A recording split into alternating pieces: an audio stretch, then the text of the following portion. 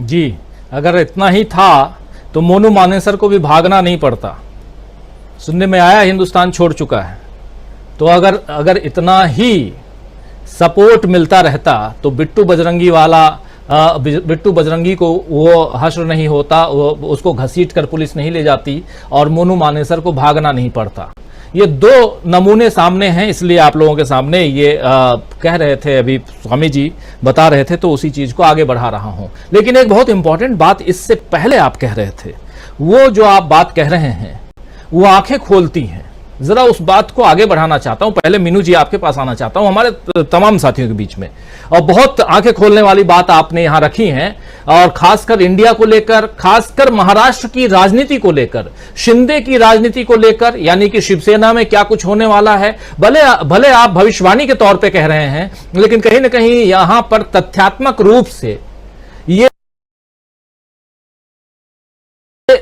जो बातें आपकी हैं वो दम रखती हैं, इसीलिए इस बात को मैं आगे बढ़ाना चाहता हूं। मीनू जी, इसको कैसे देखा जाए? जो बात कह रहे हैं स्वामी जी कि 2-3-4 महीने बाद जैसे जैसे चुनाव नजदीक आएंगे, खासकर 2024 के चुनाव, उस समय तक में हम महाराष्ट्र की परिस्थिति बदलते हुए देखेंगे, और जिसमें अजित पवार भी झोला उठा के फिर अपने चाचा के साथ नजर आएंगे।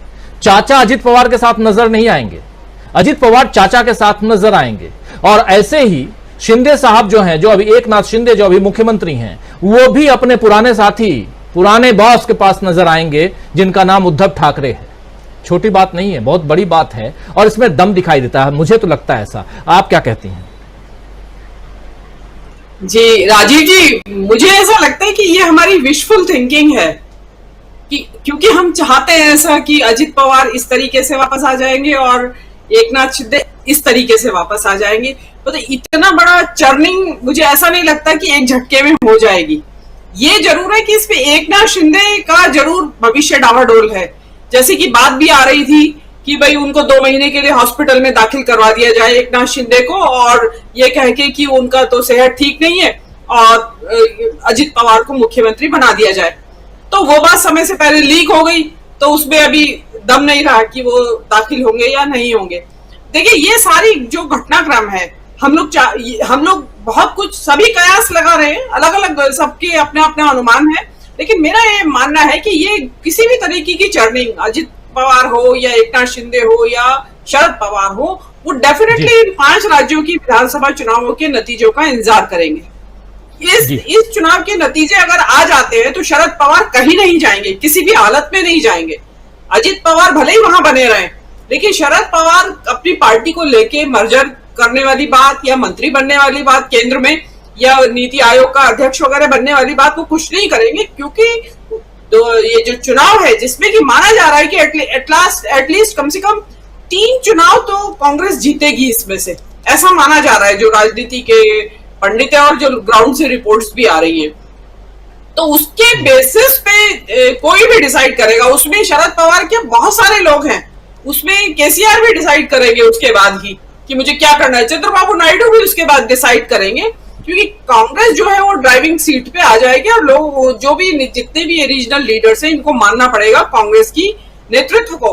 तो उसमें चाहे किसी भी तरह की चर्निंग हो, इधर से जाएं उधर जाएं, वो बात मुझे अभी इमीडिएट होती नजर नहीं आ रही है। देखिए, लेकिन ये राजनीति है, रात में कुछ भी हो सकता है। शपथ दिला दी जाती, सुबह 4 बजे आप सो के उठे तो अजित पवार मुख्यमंत्री बने हुए होते हैं, तो होने के लिए कुछ भी हो सकता है। जी हाँ, मोदी जी के राज में कुछ भी हो सकता है।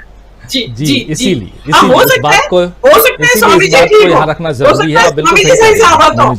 बिल्कुल सही। प्रशांत टंडन जी, आपसे भी यही सवाल, कैसे देखा जाए, आप कैसे देखते हैं महाराष्ट्र की राजनीति में? मैं स्वामी जी से, प्रोफेसर स्वामी से आंशिक रूप से सहमत हूं कि मैं तथ्यों के आधार पर नहीं कह रहा हूं। जैसे वो सिनेरियो को स्टडी कर रहे हैं, तो मैं भी उस पॉलिटिकल जो सिनेरियो है महाराष्ट्र की राजनीति का, उसको देखकर ही कह रहा हूं कि महाराष्ट्र की राजनीति में एक हलचल आएगी और बड़ी हलचल आएगी, और उस हलचल की शुरुआत 2 चीजों से होगी, और दोनों चीजें पेंडिंग हैं। स्पीकर का फैसला 16 विधायकों के बारे में और बीएमसी के चुनाव,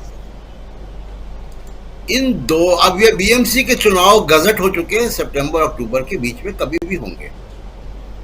बीएमसी के चुनाव के नतीजे सेमीफाइनल होगा कि महाराष्ट्र में हो क्या रहा है, क्योंकि एकनाथ शिंदे चुने हुए मुख्यमंत्री नहीं है, वो गेस्ट हाउस के मंत्री हैं, रिसोर्ट के मंत्री हैं। तो रिसोर्ट में बनी हुई पार्टी है वो, और रिसोर्ट में बनी हुई पार्टियों का भविष्य हम लोग देख चुके हैं, मतलब कालांतर में भी। कश्मीर में जीएम शाह की पार्टी बनी थी, वो गायब हो गई। एनटी रामाराव के सामने एक भास्कर राव लाए गए थे, वो गायब हो गए। वर्ल्ड रिकॉर्ड बना कि सारे कैंडिडेट की जमानत जब्त हो गई। तो ये रिसोर्ट में बनी पार्टियों का बहुत भविष्य नहीं होता। दूसरी बात ये कि देखिए, पवार साहब और अजीत पवार के बीच में जो भी चल रहा है, उसके पृष्ठभूमि में एक बड़ा मामला पार्टी के कंट्रोल का है। देखिए, एकनाथ शिंदे ने अपनी पार्टी का नया नाम रख दिया, इलेक्शन कमीशन में उनकी पार्टी गई और वो बंटवारा हो गया पार्टी का वहां विधिवत। अभी एनसीपी में ये नहीं हुआ है, और एनसीपी में यही एक मामला फंसा हुआ है कि वो सिंबल, वो पार्टी का नाम, पार्टी का ऑफिस बेरर, पार्टी का दफ्तर, पार्टी की प्रॉपर्टीज, पार्टी के बैंक अकाउंट, जी, उनका फैसला कहाँ होगा। अभी इलेक्शन कमीशन में ये मामला गया नहीं है, इन दोनों में से कोई ले नहीं गया है। मेरे ख्याल से जा चुका है इलेक्शन कमीशन ने 3 हफ्ते का समय दिया है शरद पवार से, और सबूत मांगे हैं। वो खबर आज ही आई है, 3 हफ्ते का समय दिया गया है। जी, तो ये पार्टी के अंदर का जो मामला है वो एक उलझन है, उसकी वजह से वो बातचीत बार बार होती है इनकी। एक तो ये, दूसरी बात देखिए, मीडिया जो बहुत कुछ नहीं बताता है, उसको ये जो नफरत फैलाने वाला मीडिया है, वो जरा भी कुछ होगा तो वो इंडिया गठबंधन को रोज तोड़ेगा। वो अगले 2024 तक रोज तोड़ेगा ये नफरत फैलाने वाला मीडिया है, समाज को तोड़ने वाला जो मीडिया है। अब आप देखिए, ये मीडिया कभी नहीं बताएगा और कभी इसकी एनालिसिस नहीं की उन्होंने कि कर्नाटक के चुनाव में कांग्रेस के अध्यक्ष मल्लिकार्जुन खड़गे के रहते कर्नाटक का चुनाव जीता गया, और बीजेपी के अध्यक्ष नड्डा जी अपना गृह राज्य का चुनाव हार गए। तो क्या इसकी कभी कोई एनालिसिस हुई? इस नफरत फैलाने वाले मीडिया में कभी नहीं करेगा, जबकि बाई इलेक्शन में अलार्म भी बज गया था हिमाचल के लिए जी। तो नड्डा साहब जो हैं वो किस काम के हैं?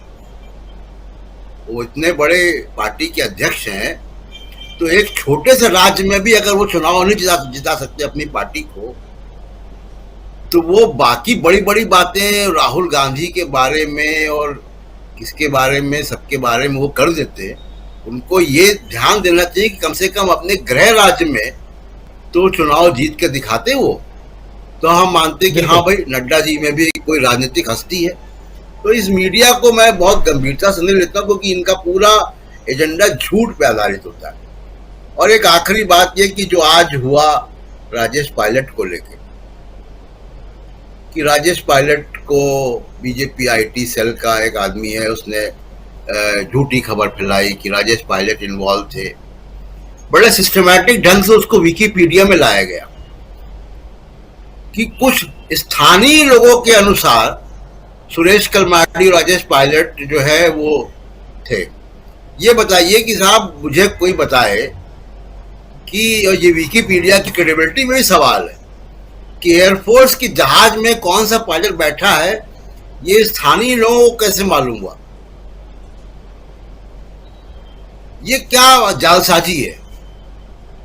विकिपीडिया के कुछ संपादकों को मैं जानता हूं, उनकी क्रेडिबिलिटी का सवाल है कि वो विकिपीडिया में अगर ऐसी बात आ जाए। दूसरे की बात, इस बात को मैं इसलिए कहना चाह रहा हूं राजीव जी कि ये एक सिस्टमैटिक ढंग से भारतीय सेना और इंडियन एयरफोर्स को बदनाम करने का एक मुहिम चल रही है। जी आप इसकी इवेंट्स पे जाइए कि पहले इसको संसद में कहते हैं प्रधानमंत्री जी, उसके बाद वो लगातार कई मंत्री और बीजेपी के नेता इस पे बोलते हैं, मीडिया, ये नफरत वाला मीडिया इस पे चलाता है खबरें, और कभी भी एयरफोर्स का वर्जन नहीं लिया गया उसमें, कभी भी एयरफोर्स के अधिकारियों का या पूर्व अधिकारियों की से बात नहीं हुई जी, और उसकी सच्चाई में नहीं गए कि एयरफोर्स का ऑपरेशन तब हुआ था जब मिजो नेशनल फ्रंट ने और बंधक बना दिया था जिला प्रशासन के लोगों को वहां पे, और टेलीफोन एक्सचेंज उड़ा दिया था, टेलीफोन लाइनें काट दी थी। जी बिल्कुल। मोदी जी प्रधानमंत्री होते तो क्या करते? कहते कोई ना घुसा है ना घुसेगा, ना घुसा हुआ है कोई।